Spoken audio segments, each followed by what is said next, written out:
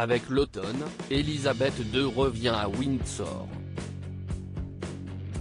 Après plusieurs mois passés comme chaque été au château de Balmoral en Écosse, la reine a fait son retour dans sa demeure principale, où elle a élu domicile pendant la pandémie de Covid-19, délaissant Buckingham Palace où demeurent ses bureaux. L'occasion pour elle en tant que capitaine général des troupes, de passer en revue celle des soldats du régiment royal de l'artillerie canadienne, qui montent désormais la garde à Windsor.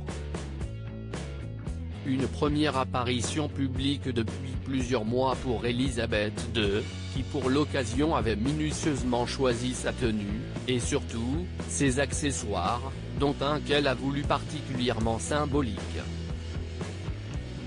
Vêtue d'une veste marine sur une chemise bleue ainsi que d'une jupe en tweed, la reine avait accessoirisé sa tenue avec une broche en diamant en forme de feuille d'érable, emblème du Canada, ainsi que son éternel petit sac à main noir verni. Particulièrement en forme, elle a à cette occasion présenté l'épée du capitaine général aux représentants du régiment royal de l'artillerie canadienne. Cette épée a été façonnée afin de reconnaître, chaque année, le leadership exemplaire du grade de capitaine d'un officier choisi dans chacune des composantes de la force régulière et de la réserve du régiment royal. Une tradition à laquelle Elisabeth II n'a pas échappé, elle qui quelques jours plus tôt a inauguré le Parlement écossais. Elisabeth II évoque brièvement le prince Philippe en Écosse, une cérémonie à laquelle ont assisté notamment le prince Charles et Camilla Parker Bowles, et qui a été pour la reine l'occasion d'évoquer pour la première fois depuis sa disparition le prince Philippe.